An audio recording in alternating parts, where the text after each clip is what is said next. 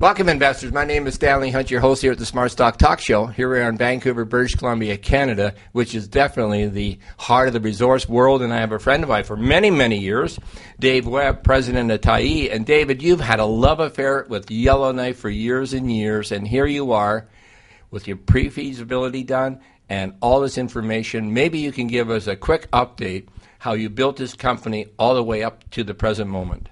I don't know if we have enough time for that, Stanley. It's good to be here. The short story is that we, as Tyhee Development Corp, purchased 2 gold properties back in the early 2000s, 2001. These properties had 500,000 ounces of gold on it back then in the measured and indicated category. And over the years, we built that now to a little bit over 2 million ounces of gold in aggregate. 1.95 million of that is measured and indicated. Wow. And another thing that you just taught me, which I did not know, in this area, they were actually mining originally for quartz. But from now and then, gold is found otherwhere. Yeah, the old exploration model was to look for quartz veins and then beat those quartz veins and see if you can find some gold in it. Yeah, yeah. And we have samples that, this is the stuff that they mine. There's quite a bit of gold in that. Yes. We did something different, though, and this was discovered by a predecessor company that I was involved with. Okay. We found that there was a lot of gold in the wall rock, and by a lot, I mean millions of ounces. And the old guys, they knew something was odd because the comments when I'm reading through some of the mill sheets, they put in so many ounces of gold, and they get that plus more coming out of the mill, and they didn't understand where it was coming from.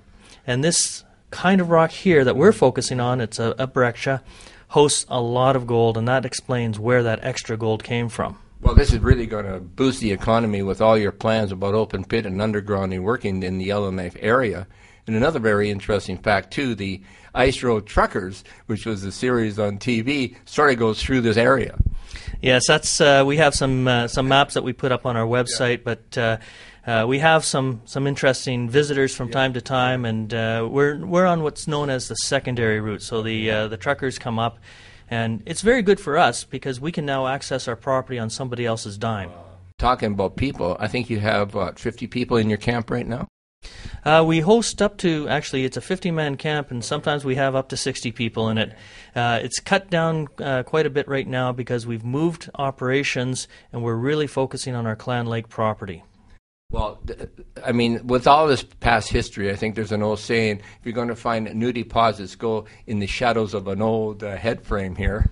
I think that's a great saying, and it's proven to be very good for us. For example, we use Yellowknife as a model because we are in Yellowknife. Yeah. And the old mines, the Con mine, for example, was discovered in 1936. It went into production in 1938, and it only had a couple years of reserves in that mine. They kept finding more as they went deeper and deeper, and then they found another structure. They ended up mining from surface all the way down to 1,800 meters below surface, and they stopped because that was the bottom of the shaft. It did continue. Okay. The Discovery mine, again, they had this very rich quartz vein up on surface, and they got their mine going. They had this funny zone where they kept getting more gold than they were putting into the mill. They mined that down to 1,200 meters below surface. They drilled below their shaft, and they found that the zone continued. Wow. But in 1969, they had to shut down. Their mill had burnt down that year. They were at the bottom of the shaft, and gold was $35 an ounce. So although it was they were mining 1 ounce of gold per ton. 1 ounce. Oh, wow. Very rich mine, and they drilled below and found more of this ore body going down to depth. They couldn't access it without a major capital infusion, and at $35 an ounce, it wasn't going to happen. Guess what? It's over 1,200 now. Times have changed. I'd like to take credit for that, but it's going to help us. Oh, it's going to help you big time. And David, this map behind us here, and this is the Discovery Zone here, but they went into production with what they found, and then they added this. Tell me what happened there. Well, it's the same thing. This is the Con mine that I talked about. They only knew they had a little bit of reserves here. They only had about 3 or 4 years of reserves, and then they found it actually went down to 1,800 meters below surface. Discovery Mine did the same thing. They had this little orange box. This is what they were aware of, and they mined that down to 1,280 meters. And they found more gold below that. So what we're showing in this section here is there's our mineralization, our Ormsby zone. We've modeled a pit that comes down almost 300 meters deep, and then we have exploration production coming from underground below that. We only drilled down to 500 meters below surface. Now that's quite a distance, but if you look at the same scale as these other maps, you can see that we have tremendous potential, and we did put one drill hole in. NDM 272 actually hit 3.4 grams over 4.8 meters and 4.2 grams over 9 meters. So more of the same sort of stuff that we have. And we did the same thing at Nicholas Lake. So our potential is much, much greater than what we're just showing in our reserves resources today. Well, this is the exciting part. You know, the shareholder has a huge growth curve here because I think there's a chart out that in exploration it goes up, and then when somebody mentions about production, it goes down until the development stage starts, and this is where you're at.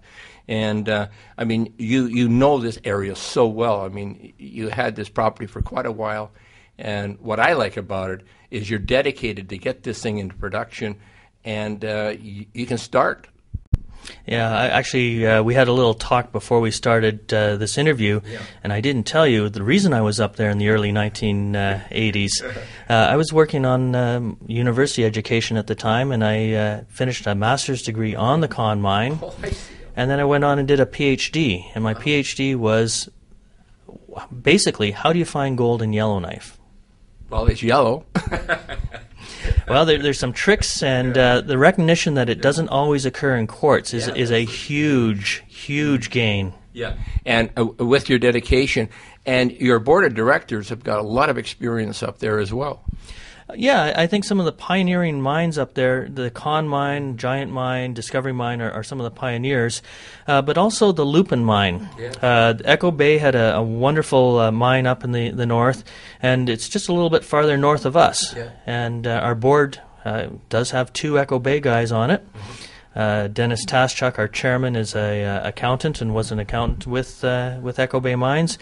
And Bill Burton is on our board. He's currently with Western Canada Coal, but he was a mine manager up at Lupin, and he worked intimately with these ice roads before it became popular on television. You know, yeah, that's true. And what I like here is not, you just don't have one. Now, you're setting up an open pit situation here in one of those, and you were saying that it looks like the actual pit itself could extend because you're finding more on the outskirts. That's what we're focusing on now. We are a development stage company. We have got a pre-feasibility study that was very positive and has recommended that we proceed through to full feasibility. But while we were doing this work, we're always have the drill holes going, and we're finding more gold. We did come up with a resource and a reserve on our Clan Lake main zone, and as they modeled the pit, and it got bigger and bigger, and eventually it got big enough that we were taking too much waste to go after the ore that we were getting. So that's usually when you make the switch to go underground mining, like what we did on the Ormsby zone. Well, as we were doing our exploration, we found some zones, two new zones, the Bear and the Spud zone, that actually fall within that waste rock that the main zone pit was going to be mining. So it's no longer waste. So we want to get the drills turning on that very quickly, and probably by the time people see this interview, we'll have the drills turning on it and see what we get. Well, you know, all the investors love when those drills turn. And another thing, too, which I like about your company, is you're really building shareholder value per share, if gold per share, if you understand what I mean there. Yes, that's no shareholder likes to see any company issue stock. It bothers them, and the phone calls I get are complaining about dilution.